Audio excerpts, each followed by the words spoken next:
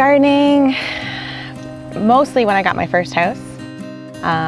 Several years ago, one of our rentals, we planted tomatoes, and then the guy that was our landlord came and sprayed chemical fertilizer all over the lawn, and that was the end of my first crop.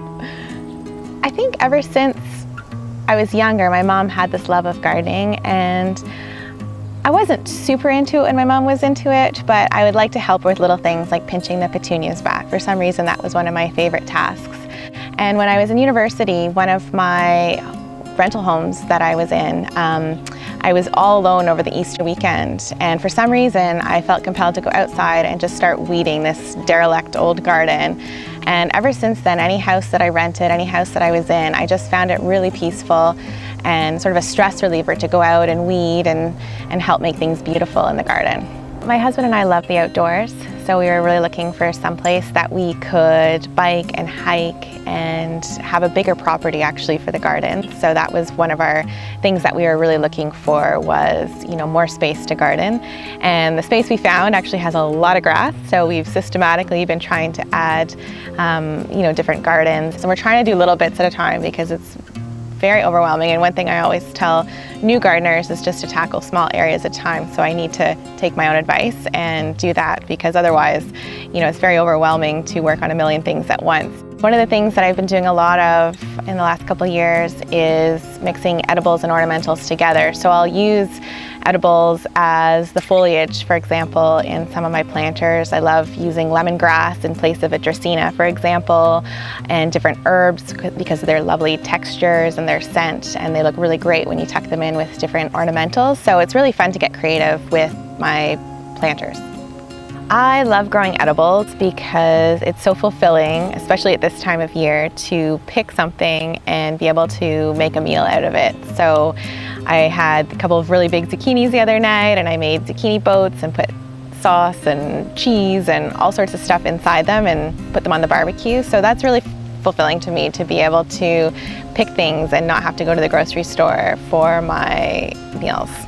And I love growing new to me vegetables. So last year it was cucamelons and lemon cucumbers.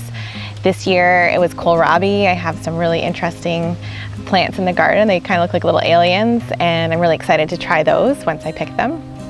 So it's really fun to try things that I haven't tasted before, but also the favorites like tomatoes and all the different herbs and cucumbers and zucchini and lots of different things that you can add to your meals.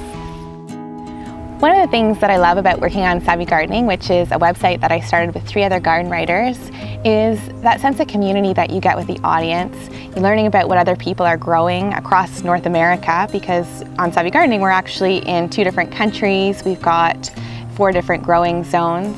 And then I also love the sense of community that I get from learning from my peers, some of the garden writers that I see at a lot of the events that I go to, and discover what they're doing in their own gardens and what they're growing. You're looking at new flowers and new plant introductions, and just being able to communicate what we learn, but then also getting that support from fellow gardeners is, really makes it all worthwhile. I love, just planting something from seed and seeing a different bloom come up, or planting a tuber and, seeing a beautiful dahlia. It's really fun to, grow things from seed, because, you're sort of, sometimes you just don't know whether they're going to come up or not, and then it's a lovely surprise in the garden. I built the lettuce table. I wanted one for a long time. I saw one that was very utilitarian a few years ago, and so I was trying to think of something that would make it a little bit more visually appealing, and that's when I found this table at the antique market, which I thought was pretty lucky, and the top just came right off, so I didn't really have to do much in the way of preparing it for actually building the lettuce part of the table. And I just think visually it's really appealing, and it appealed to the crafty side of me, and I really am looking forward to being able to snip the fresh lettuce and actually use it in fresh salads. And usually I grow lettuce in the garden, but I just thought it was kind of neat to have my own lettuce table. I think one thing with gardening is a lot of new gardeners especially are very intimidated and think that, they might not have enough space, or they don't have the green thumb to actually put a beautiful garden together. And one of the things that I like to do with my writing is to try to make it a bit more accessible to people, so that they're not worried about, if something dies. A lot of it is trial and error, and even the most seasoned gardener has things die and things might not work out, or the winter might be harsh, but they'll just try again and try a different plant. So I really aim to make gardening accessible to people and to try to take a bit of the fear out of it.